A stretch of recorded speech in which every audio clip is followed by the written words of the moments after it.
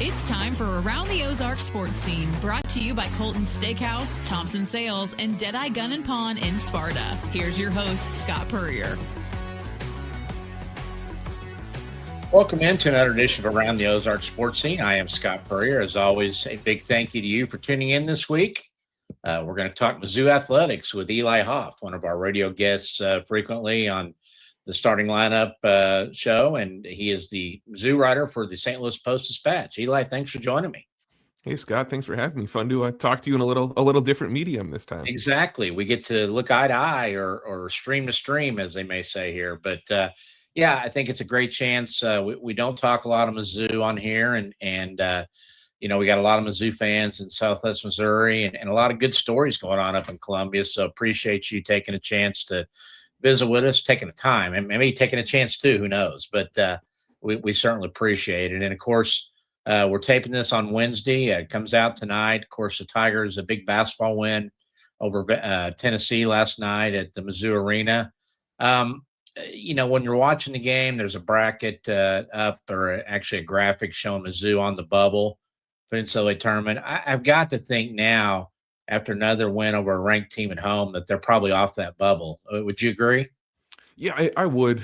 You know, it's tough because it's not wrapped up yet, right? There's still 3 regular season games to go. Things can go wrong. But if the bracket was made right now as we're talking, I think Mizzou would be in, and probably be in relatively comfortably. Now, you know, probably there's like a 10 seed, maybe a 9 seed, but probably a 10 seed. That's kind of what we're looking at here. But yeah, we're getting away from the Mizzou being a coin flip type discussion and starting to look at, okay, Mizzou might be able to avoid having to go to Dayton and could even be a 10 seed, maybe even a 9 seed, depending how the rest of this goes. Well, and you look at what they have left with at Mississippi State, at Oklahoma, and then finishing up with Arkansas and Columbia. I mean, it's very, very possible they go 3-0 down the stretch. And looking at the standings right now, you got Florida with a pretty good lead up there. But a lot of teams, Mizzou's a game back out of a 10-win second place situation now. And for this team and the way they kind of looked, I just think back to the Illinois game, you know, and the disaster that was. They've kind of come a long way, have they not? Yeah, absolutely. And this is what I when I was sitting there in the arena afterwards last night was writing, that this is a very different team from where they were in December, which is not groundbreaking analysis. Like if you watched the games against Kansas or Illinois, you know that. But this is even a different team at this time of year from last year. When we saw this team at this point a year ago, we didn't really know it at the time, but they were coming down the mountain. Last year's team peaked in that game against Alabama, was ranked number 4. They beat them by 12 points in Mizzou Arena. It was a great game, but that was the high watermark of last year's team. It just so happened to be in mid-February, which is not when you want to peak. Now, this team, for all of the non-conference struggles and just how, frankly, depressing December was for a lot of Mizzou fans, they're now at a point where they're playing their best basketball now in late February. And I still think, and Dennis Gates would agree with this, they still have another level to reach. There's still ways this team can get better. So in that sense, I do think there's some reason to be optimistic. You know, if only they hadn't dropped that clunker against Texas at home. You know, I mean, Mizzou optimism and you know, the desire to look ahead might be stronger than ever right now. What happened in that game? That's a weird one, and I look back at the game against Georgia too, and that's when they came down to one possession at the very end. That those two, you know, I hate to play the what if game, but if either of those games go differently, it does look really different. The Texas game was just kind of an implosion in my eyes, and one of the things we can't forget with this team is it's a really inconsistent team. Like the ceiling is pretty high. The talent level is pretty high. They've gotten better, but they've been prone to that kind of clunker. You know, it was a clunker at Alabama when they were in Tuscaloosa. I don't think anybody expected Mizzou to win that game, but you would have liked them to be a little more competitive than they were. So it's still a team prone to nights like that. But lately we've seen the last really 4 or 5 games have been a lot better, have been a lot more consistent. You know, I went to the Mizzou-Arkansas game in person on Saturday down at Bud Walton Arena. Great atmosphere, as it usually is on a Saturday game down there. But it was one of those games that, telling my wife and son, I really have no idea what's going to happen, because both of these teams are that kind of team that you don't know game to game which one is how they're going to play, which guys are going to show up. in that game, even in the first half. Mizzou was kind of having their way with Arkansas inside, Mark Mitchell, and they just couldn't stop him. Trevin Brazil was playing 3-point ball out on the perimeter, not really getting in there with his long arms and do anything. And they kind of got Mitchell figured out a little bit in the second half and held him down a little bit. And then Arkansas kind of turned it on. But that's kind of what you probably expect, I would guess, in Columbia here in about another week and a half. Same type of, I don't know what's going to happen. Yeah, exactly. And frankly, that kind of, it doesn't really matter who's playing. I kind of walk into the arena with that feeling most nights. But yeah, I came away from that loss in Fayetteville impressed by this Mizzou team, just given the way they lost at Alabama previously. I think Arkansas is up there with some of the best teams in the SEC. Like Florida's in a tier of its own at the top of this conference. Arkansas could be in the SEC title game. I think they're that good. So for Mizzou to be to be in the game in the first half and keep it respectable down in that arena, that environment, I think is worth something. I think Mizzou can absolutely win that game when it's in Columbia to cap off the regular season. But that's just what this team is. Mark Mitchell should be an all SEC first team player. Mizzou has enough other contributors, and now is getting someone like Trent Burns, who frankly 2 weeks ago, even less than 2 weeks ago, like a week and a day ago, I didn't think was an SEC caliber player. Now I'm starting to think, no, actually he's a core part of the rotation. It can change so quickly late in this season, even when we think we have a team figured out. So yeah, I think that game on Saturday against the Hogs showed that Mizzou can absolutely compete with any team, especially when they're on their home floor. Yeah, it was kind of going that route with two of the more intriguing guys right now. You mentioned Trent Burns, a 7'5" redshirt freshman. First of all, if he couldn't play at all, 7'5" is going to be intriguing with anybody. But he's shown some athleticism and getting to the hole and grabbing rebounds. What do you, I think 7 last night. Talk a little bit about what Mizzou sees in this kid going forward and the potential that Dennis Gates maybe sees even as early as this coming up postseason run. Yeah, a lot of potential. Trent Burns has been a fascinating prospect for a while, just since he committed to Mizzou, and a lot of that has to do with the size. And he even hit a growth spurt after his high school ranks. He was listed at more like 7'2", 7'3", which like still incredibly tall, but then shot up to be listed at 7'5" when he actually enrolled at Mizzou. He didn't play at all last year because of a handful of injuries that just limited him. But even at that point, you talked to members of the coaching staff and they kept throwing around the word unicorn for him, which is what you hear when you think of players like Victor Wembanyama, who he's not obviously Wemby, but you see somebody that tall with skills, and that's kind of where your mind goes. He can pass, dribble, and shoot, which is remarkable for someone of that frame. I know some of the three-pointers haven't looked great in games. He can make them. I've seen him make them in warmups. I've seen him make them in practice. I've seen him make a couple in games. You just need a little more confidence there. But where this team really needs him is just as a traditional center. He doesn't have to do anything too funky or too crazy. He needs to be able to play the minutes that Sean Phillips, the starting center, can't play because of foul trouble or rest or any of that. You need Trent Burns to be in there to get some rebounds, provide some rim protection. I mean, he can block a lot of shots without ever leaving his feet. So he should be a little more immune from foul trouble in that sense. The hands still need a little work with the rebounding, but that's coming along. But again, this is a far cry from just a couple weeks ago when he was out there struggling with turnovers so much that it looked like he wasn't going to be playable. And now all of a sudden, he's still probably the 7th or 8th guy in the rotation, but he very much deserves to be there. And Missouri's going to need him, it looks like, the rest of the way. He wasn't much of a factor Saturday, but at Arkansas because of foul trouble. But T.O. Barrett goes wild last night. 28 points, I believe, was a career high for him. Sophomore guard. Is that another guy that could really be a big key for this Tiger team down the stretch? Yeah, 100%. And he's another player who, in a different way, I just hadn't really expected to be contributing like this. And it's lucky for Mizzou that he has, just given the drop off that they've seen from Anthony Robinson this year, that now they have a viable inside scorer at the point guard spot. It's just not the guy they thought it was going to be. But T.O. Barrett has been just fantastic for this team in that regard. The physicality he can have around the rim, I think, is what's so valuable to this team. You saw that against Tennessee. They were just not equipped to stop him in any way. Like if he put his shoulder into somebody, he was getting space and getting a bucket there. So I think that was important. It'd be nice if he could rein in the turnovers a little bit, but I think Mizzou's willing to live with that, especially when you get games like he had against the Vols, where scoring 28 like that, and just him and Mark Mitchell both being those downhill drivers. There aren't many teams that are equipped to stop two guys of that caliber. Those two in particular, they seem like guys that are going to be around for another couple of years and not test the portal. From what you can tell, is Mizzou going to get hit reasonably hard, not hard at all? What do you hear around the program?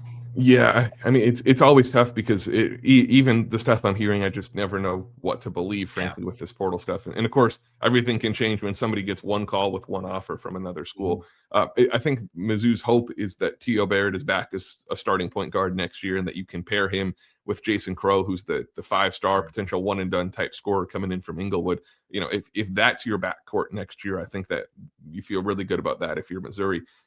Now the challenge, it's going to be a different looking team next year because this is Mark Mitchell's last year. And best I can tell, there's no grounds for him to sue for eligibility or any of that stuff that you see everybody doing. I think he's going to be a clean break for him. But that's going to change the style of this team that has been built around Mark Mitchell. So you could absolutely make the case that T.O. Barrett should be the centerpiece of next year's roster build. Barrett was a Link Academy product down here. And another one I wanted to ask about, kind of lost track of, but Aaron Rowe was down here before he went back to Father Tolton up in the Columbia area. Was he just bound to be a red shirt from the get-go this year? What happened there? Yeah, that's what I've been hearing, was just he was in his high school career had been a little strange, where after he left Lincoln, came up to Tolton, he kind of slid in the recruiting rankings a little bit, but was committed to Mizzou, signed to Mizzou, and wanted to be a Tiger. So Mizzou's happy to take him. I'm not sure what his future holds, but this year it seemed likely it would be a red shirt. He hasn't played at this point, so would assume that's where this winds up going. He's a little undersized. Needs to put on some weight there. And frankly, I haven't seen him in a game to really be able to tell you where he stacks up against SEC caliber players. But at his size, I think it's going to be a tall task. We talked on radio about a month ago about this recruiting class that Gates has brought in, another great one. And ESPN had him ranked number 1 in the country back in November, and I've seen other rankings anywhere, obviously in the top 10 with most of them. But when Mizzou wasn't playing well, we were concerned about if Gates was on a hot seat, would he be around to coach these guys? Would these guys even be around if Gates wasn't around? Do you feel like all that is in the rearview mirror now, and Gates is fine and everything's secure, and it's time to focus on going forward with that great group coming in? Yeah, I think so. And I'm still, I don't know how bad this year would have needed to go for Gates to realistically be fired. I think the bigger question that was pertinent before and is still pertinent now is whether he gets a contract extension this offseason. That's one of those things we've seen it on the football side, that when you have a decent year, you kind of have to reward your coach with a contract extension now. Like it or not, that's just kind of how college sports works right now. And Gates did not get a contract extension after last year's tournament appearance. If he gets the team to the tournament this year, which, like we said, looks pretty good at this point, that's 3 tournament appearances in 4 years. That's pretty good. That's better than Missouri has really seen this century, if we're being honest. So that's something that you probably have to reward with a contract extension at that point. And the bizarre part is we're sitting here talking about Mizzou going 3-0 and taking care of all this, maybe finishes as high as second in the league. They could also go 0-3. I mean, Mississippi State at their place, Oklahoma, which, rose up and beat Auburn in Norman last night after OU looked like they were done and tired of playing for Porter Moser. And then Arkansas coming to Columbia, which you never know. So if he were to go 0-3, do you think he maybe falls back on that hot seat again? Or yeah, I'm fans would be a lot more discontent with that kind of finish. And it's a good point, especially what's interesting to me about this finish is that Mizzou has to play 3 teams that it has already played at some point this season. It's really hard to beat a team twice in college basketball, just any league, any level. That's just difficult. So that'll be interesting. We're kind of at the point where there's a chance Mizzou could go 0-3 the rest of the way and still make the NCAA tournament. That's where it would be back on the bubble, and you'd be sweating it a little bit. And it would matter what they do at the SEC tournament in Nashville. So there would be a little more pressure there. But again, I think with this recruiting class, it would have to just be terribly bad for Dennis Gates to be fired this year. And at this point, I don't know if there's a way mathematically Mizzou could finish this season bad enough to warrant that. How would you evaluate, put a letter grade, etc., on women's basketball and Kelly Harper's first season up there? Because they have won a lot of games. They won a lot of non-conference games, but they haven't fared very well in the SEC. And is there just kind of a realization in SEC women's basketball that there's a clear defining mark between the haves and the have-nots in that conference? And you're not going to jump up there with the South Carolinas and Texas and LSU and those folks unless you're in that realm of commitment, NIL, getting the players and all that. Is that kind of where Mizzou is? You think with Kelly Harper, it's kind of like just go be representative and don't get in trouble and let's win some games and let's have a program that people at least aren't embarrassed of. Would that be accurate? Yeah, well, to be honest, I don't know. I think this offseason is where we're going to kind of get that tell. I think what you're describing is very much what the program was when Robin Pynchon was the coach here, that, just don't really have any issues. You win a few games against a few other bottom feeders, and that's kind of that. Mizzou deciding to move on from Pynchon at the end of her contract last year and hire somebody of Harper's caliber, I think at the time I thought it signaled a lot more ambition, partly because Kelly Harper's a good enough basketball coach that she doesn't need to take an SEC job just to take an SEC job, right? She could have gotten other jobs. She could have sat this cycle out and come back in at this time this year and taken a different job. So she evidently saw something in this program, and the program paid up to get her as the coach. She's making more than Pynchon did. So there's some investment there. The hard part is just evaluating this season. Her roster just wasn't built, and they still have a couple games to go, but just isn't built to be competitive in the SEC. There's only one front court player, one post player on the entire roster, and now she's running into some injury issues. Jordana Reisman, these last couple games, they're not competitive when they don't have a center out there. Grace Slaughter's a heck of a player. She's best as a small forward. When she's having to play the five, it gets a little tough. So this team being so undersized makes it difficult to evaluate. I think Kelly Harper's a heck of a coach from what you've seen her. I think she has maximized the roster she has this year, which is impressive. I'd give it probably a B+ in that instance, maybe even an A- in all honesty. But that's where when I say this offseason is going to be important, it's because now she has a full run up to the transfer portal where she can be having the conversations about who she wants to keep. She can be looking around at what's going to be out there. The portal this year is structured to where the NCAA tournament will end and then the transfer portal opens. So it's even a little more time there, that if she has the resources to go out and be competitive in the portal and bring in some top end players, I think you'll see a lot of improvement. But again, it's fair to question whether there is going to be that kind of resources for her to work with. We haven't seen that historically for women's basketball at Missouri, but it would not shock me if there was a little more for her to work with than there had been in the past. And that was my next question is, Molly Miller from our neck of the woods down here, Kickapoo product, great job at Durrell's years, turned Grand Canyon around now to Arizona State. She was being mentioned for the Mizzou job, being mentioned for the Arkansas job, but both were open. But word was kind of like that they weren't ready to commit the NIL money at either place. Do you feel like Kelly has been able to change that because of her pedigree and having been in the league, maybe get a little bit more? And I guess, where's it coming from? Because that's where we're kind of going to go with football is, where is all this cash flow from NIL from Mizzou coming from, as far as you can tell? Yeah, well, certainly some of it can come institutionally with the revenue sharing now. Now for Mizzou's not a school that has chosen to disclose which sports are getting revenue share or how much of that pie. So we don't know that for sure, but I'm inclined to think women's basketball is probably getting some. The bigger key for every school and every sport now is what you can secure in the third party, the kind of outside corporate investment there in your program. And that's where I think the Kelly Harper hire matters, is that she can signal that ambition externally of, hey, we want to be something in women's basketball. She's someone who, can get in a room with, whether it's recruits or donors or whoever, and kind of sell them on a vision for what the program can be. She has the Sweet 16s, and what she did down at Missouri State, what she did at Tennessee, what she did even as a player in Tennessee, I think that actually resonates a lot, given that she played for Pat Summitt. All of that can work in her favor. But again, at some point, if there's only so much you can do without money, so we'll have to see how much money there actually is for her this year. Did they pick up some big signees, kind of like Gates did, or not? Or are they kind of waiting for the portal, you think, too, to see what's there?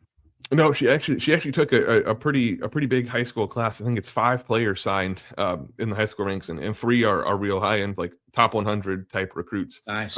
Which again signals that there's some roster resources there. So I don't know how much of a leap is possible from year 1 to year 2. We're all inclined to think with the transfer portal that it's magical and anything can happen because we see what Indiana football does. Yeah. It's not always that linear. You certainly want to see progress, but it feels like that if she can have Grace Slaughter back for 1 more year and have a decent high school class here and get 1 or 2 pieces from the transfer portal, that's where I think Mizzou starts being able to get out of that bottom class. Again, it's not going to be LSU, it's not going to be South Carolina, it's not going to be Texas, but I think there's a middle ground that Mizzou can find, and I feel like that's attainable as early as next year. Get to like where OU is now, and where Tennessee used to be. It looks like their magic has slipped away a little bit there as well. But Mizzou baseball underway now, off to a 6-2 start. They haven't exactly beat Tennessee and LSU and those types of people here in the early going, but they've played teams that they need to get off to a good start against, and they are picked for last in the SEC this year. Is there hope for more from this Missouri baseball program this spring? Yeah, there is, and of course, more is relative when we're talking about Mizzou baseball, right? Let's be clear about that. But Carrick Jackson, the head coach or manager, had an interesting tone when we talked to him before the season started, before they went down to Florida, that he thought he finally had the right mix of players and coaches in place to be able to be competitive this year. And I think one of the biggest changes we've seen, made a change at pitching coach, and now Drew Dickinson is in as the pitching coach. And I saw a stat yesterday that Mizzou has already matched last season's tally for the number of starting pitching outings where the starter went 5 innings with 1 or fewer earned runs allowed. It's like 2 weeks into the season, and Mizzou's already beat what it did last year with that. So a little better pitching, I think, will help. The team just got ravaged by injuries last year too, which didn't help. So again, we're not talking about a team that's going to go out and beat Tennessee or probably be in Omaha, but I think it's a team that can at least pick up some SEC wins here and there, maybe pick up a series or 2 more. Ideally avoid some of those embarrassing non-conference losses against schools you haven't heard of. They already had 1 of those in the opener, but since then they've been able to take care of business, and they beat Pine Bluff, I think 15-1 yesterday. So there's a little more to like there. I think there's better pieces, but again, it's all relative with Mizzou baseball. Is baseball kind of in that same boat as women's basketball in terms of the SEC? Because you have the schools that really try hard because they've done it so well for so many years. And is there just an admittance on Mizzou's part that we can't be there because we're so far north, or the facilities, and then you see stories about how poorly it's funded. What do you think the administration's attitude is toward baseball?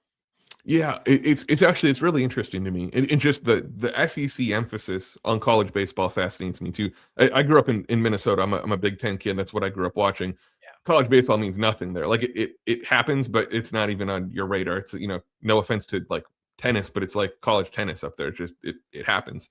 But down here it's different, right?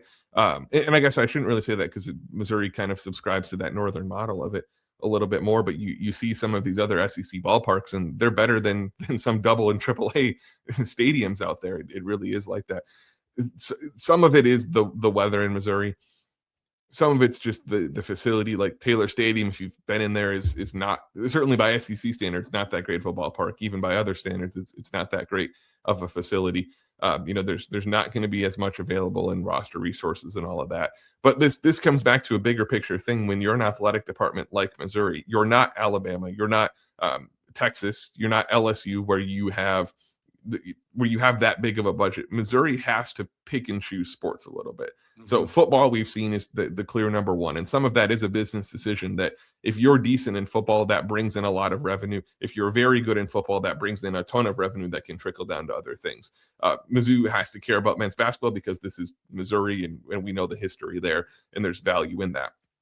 From that point on, you can really only, I feel like, pick a couple of other sports. So gymnastics has gotten great returns at Missouri. Shannon Welker, the gymnastics coach, is the most accomplished on campus. He's doing great things there. From there, then do you put that investment in women's basketball and Kelly Harper? Do you put it into baseball, where that's the third sport at a lot of SEC schools, but at Missouri, it's maybe fifth or sixth. Brian Smith has a great track record with the wrestling program that you want to encourage. Softball is having a down year this year, but has been decent in the past. That's where it becomes picking and choosing, that you don't have unlimited money to give to all of these programs. And it just seems like baseball has been one that kind of gets the short end of the stick when you look at how much it costs to be competitive in the SEC in baseball, and just where Mizzou is at from a facility standpoint. We've talked about it in the past, again, on our radio interviews with you, but Texas Tech, it's very clear Cody Campbell, the oil billionaire there, is pumping his personal money into there. And we see Mark Cuban with what he's doing with Indiana. Cronkies, Lorries, any of these famous Mizzou families, are they contributing here? And where is the money coming from? Corporate Mizzou fans, individuals? If you had to guess on the NIL side, because Eli Drinkwitz, for all the other knocks against him, he's figured out how to go get guys in the portal and get them paid. Yeah. So the big battleground here is corporate money coming in. Now, donations are still very important, especially to the North End Zone project there. Mm-hmm. A lot of that is funded with kind of your traditional donations. That's, a person with a lot more in their checking account than you or I have, Scott. They get to write big checks and get their name on things like gates to the stadium. So that's how that part works. But what Mizzou and every other school is targeting is big name companies that can sign athletes to endorsement or marketing deals.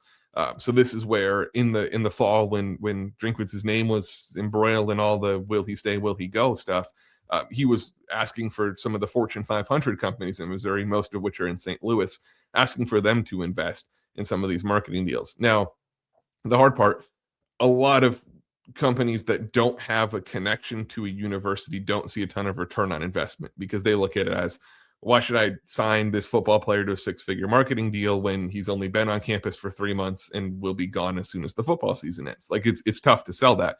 What you do sometimes get is you get a Cody Campbell or a Mark Cuban or Larry Ellison at Michigan, or at some of these other schools, somebody who owns a local business that they're an alum of the university and a fan, and they want to just, basically, they don't care about return on investment. It's a glorified donation through their company. That's what you need a lot of to be able to compete.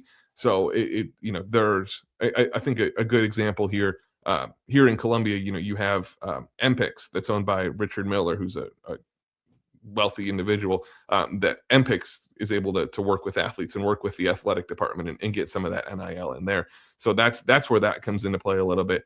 It's complex. We don't get to see the numbers. We don't see the contracts, any of that stuff. It all plays out behind the scenes, but that's at sort of a macro level what these programs are looking for. Cronkies, Lorries, no. I've seen Bill Laurier on basketball games, but again, we don't have the donor role to know for sure or how much. Yeah. The dust has settled now clearly on football with the portal season and all that goes with it. Your evaluation of what Drinkwitz and the Tigers were able to do to fill some holes, to keep the guys they want to keep, and where should the optimism level be going into this fall for Mizzou football? Yeah, well, and also going into spring ball starts on Friday this week. It's crazy. They won't lose any games in the spring. Well, yeah, you sure hope not. But South Carolina decided to play a 3-on-3 basketball tournament and lost one of their starting linemen to injury. So you can lose in spring ball. It's difficult, but you can. I think looking back at the portal window, it was fine. There are some good additions and some reasons for optimism. I still like the decisiveness with which Eli Drinkwitz got Austin Simmons, the Ole Miss quarterback. The fact that was really teed up from the jump, I think was a good reflection of Simmons wanted to be in Columbia and Drinkwitz and company wanted Simmons. So you hope that's a better partnership than it was with Bo Perbila last year. There's some good additions on the defense, a couple good long athletic cornerbacks from Oregon. Robert Woodyard, who's a proven linebacker from Auburn, ought to be good. The offensive line pieces, we'll see. There are enough bodies that you have to think Mizzou will find something out of that. Getting Caden Lee, a slot receiver, he'll be good. He knows Austin Simmons from Ole Miss. They're good buddies, so that's a nice connection. the bigger thing for Mizzou is the returners. It's having Ahmad Hardy back. You've got a returning All-American. I wrote earlier today, I don't think Mizzou has had a returning player of his ilk since Chase Daniel in what would have been like 2008 Chase Daniel, after that 07 season he had. That's what you're bringing back in Ahmad Hardy. So again, I think it was fine. You maybe would have liked to see one or two more big ticket names coming in, but when you factor in the retention, I think it looks a little better. And that's where the excitement comes in, is that this isn't a whole scale refresh. There's some things Mizzou was able to bring back from last year. 2 contract extensions and raises in about a 6-month period for Drinkwitz. Still not beating the cream of the crop in the SEC. 0-6 against ranked opponents. Still hasn't beaten an SEC opponent with a winning record. How loud will that cry be this fall if that doesn't change? And what do you do? I mean, you're not going to fire him, and so what? Because you look on paper and it screams 8-4, 7-5 again with the games that they've got. Kind of give us your assessment of where Mizzou fans are with Eli Drinkwitz. Obviously, the administration thinks highly of him because they keep paying him more to stay. Kind of what do you think about the whole situation? What does he need to do this year? Yeah, I win a big game or two. Like I think it really is that simple. Just to kind of get that camel off his back, because it is something that the fan base is conscious of. We saw that a lot last season, where people, the charm of the STP is something to prove. 2023 breakout that wore off last season. That's gone now. I think Mizzou fans are happy he stayed, especially given how the rest of the coaching carousel played out. I don't think anybody wanted to be involved in that who didn't have to be. So again, I think Mizzou fans are glad he's around, but I'm sure the second this team gets down in an SEC game, there's going to be some of that noise creeping out there again. And so the onus is on him to win those big games, to prove that this can be better than just 8 wins or 7 wins. You certainly don't want to take a step back from where it is. He for better or worse has raised the bar for himself in this program. Now you reap what you sow in that instance. But I'm glad you noted the administration element of this. They're enamored with him. That's the entire time. The whole rumors of him looking at other jobs are playing out. Every time I talk to anybody in the administration or close to the administration, that's what I kept hearing. They think he's a coaching prodigy. He'll deliver an NCAA title. He can win the SEC. He can win. Like they really are totally bought in to him and believe in him. It's just the everyday fan, or the on Twitter fan, who I think is a little less bought in right now. So that's an interesting dynamic. It's going to lead to certainly some complaints, but probably not an actual huge amount of pressure with his job, because again, I don't see how they fire him. Frankly, it feels like some kind of administrative punishment for him would just be not getting a contract extension, because he keeps getting those. So I guess if it goes south, there won't be a contract extension for him. We'll see how that goes. But yeah, I think bottom line, to answer your question, win a few big games. I shouldn't say a few. Win 1 or 2 big games, and I think the needle will move for this fan base. Yeah, we're going to pay you exactly what we said we're going to pay you. Gosh dang it. Yeah. Do you look at that schedule and see somewhere in that 9-3, 8-4, 7-5 range is probably most realistic? Yeah, I think so. It's a tougher schedule than last year. You have another SEC game in there. You're at Kansas versus hosting the Jayhawks. It still should be a win, but it's a little more difficult there. So I think there's possibility for Mizzou to get up to 10 wins again. But I have a feeling when I sit down this summer to dig through rosters and depth charts and really come up with something, I'll probably be setting it, 8.5 wins as the line. One of those swing games for them is going to be that Halloween game in Fayetteville against Arkansas. I mean, we don't know what the Hogs are going to look like with Ryan Silverfield now. You got to assume they're going to be a little bit better, because it couldn't get much worse, at least in the final few minutes of any game that they played.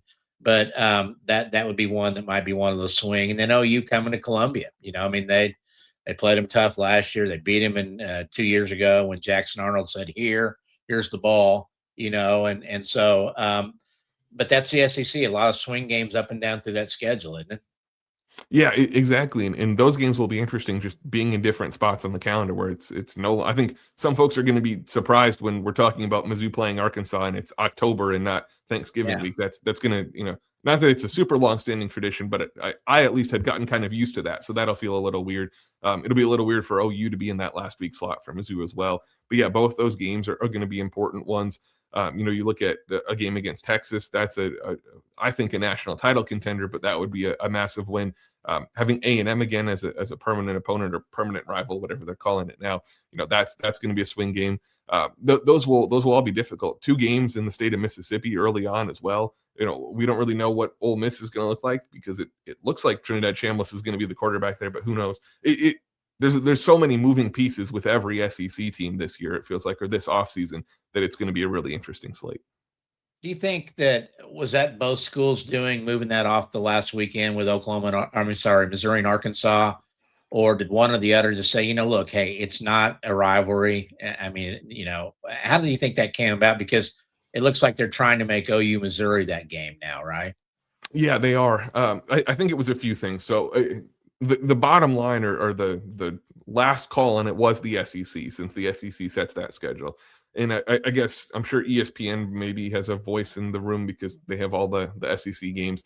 Never sure how that works. But it was probably a few things. Mizzou and Arkansas, the games hadn't been particularly entertaining or compelling in recent years. Like it's not like it was a fantastic TV product. It's not like it was the world's greatest rivalry that was happening there either. Now, not to say Mizzou and Oklahoma is all that much better. I think if you polled Mizzou fans, it maybe depends on kind of their age, but if they're Mizzou fans who were around for the Big 8 or the Big 12, they probably have a little bit stronger dislike for Oklahoma than they do for Arkansas. So it makes a little sense there. Now, every Oklahoma fan I talk to tells me, well, we didn't even think about Missouri. So I don't know there. It's better for Oklahoma. I think they've been playing LSU in that last week slot, which it's not like that's just a nothing burger game in terms of rivalry. So I guess a little better with Mizzou and Oklahoma there. But you're right. It does feel like they're trying to kind of emphasize that Mizzou-Oklahoma tie, which just goes back to like it's an uneasy fit for these old Big 8, Big 12 teams in the SEC. So I guess they just have to stick together. Very good. Well, Eli, again, we always appreciate your time and your knowledge about Mizzou sports. Thanks for educating me and our listeners, and we'll catch you again soon on the radio, okay? Yeah, of course. Thanks for having me, Scott. This was a lot of fun. You bet. Thanks, Eli. We'll talk soon. Thanks. Eli Hoff, the St. Louis Post-Dispatch beat writer from Mizzou Sports, and does such a tremendous job. We love having him on, and he's right there in Columbia, always with a finger on the pulse of what's happening with Tigers athletics. Well, this podcast would not be possible without our great sponsors. We have 3 of them we want to recognize. Thompson Sales. They're located at 1555 East Independence in South Springfield. They've been in business since 1919, and Thompson Sales is your home for the largest selection of Cadillac, Buick, and GMC cars and trucks, new and used, and a great service department to take care of that vehicle from start to finish until you're ready to trade it back in again at Thompson's. I've done that since I arrived in Springfield back in the early 80s. I've gone to Thompson's because they treat you like family, and they always will as long as the family is still running Thompson Sales. So big thanks to the Thompson boys because they've been dealing since 1919. Also, thanks to Colton's Steakhouse of Springfield. We joke that Colton's is at 2020 East Independence, just down the street from Thompson Sales. Go buy a car or truck. Go celebrate at Colton's with a great steak, barbecue, their burgers, their salads. Got the hot rolls and butter, the cinnamon butter, the fresh peanuts. It's all good at Colton's Steakhouse. Lunch or dinner, stop in and tell our friend Thomas Orr hello. They are at 2020 East Independence of Springfield. That is Colton's Steakhouse. And finally, Deadeye Gun in Sparta. You can check out their store at 7483 Main Street in Sparta, right there on the main drag in town. And you can also visit their website at deadeyegunsupply.com to check out their immense selection of all the ammunition, the firearms, pistols, rifles. They've got it there at Deadeye Gun. Big thanks to Jonathan and his team at Deadeye for their sponsorship of Around the Ozarks sports scene. That's going to do it for this week's edition. Again, big thanks to Eli Hoff. We will see you next week on Around the Ozarks sports scene.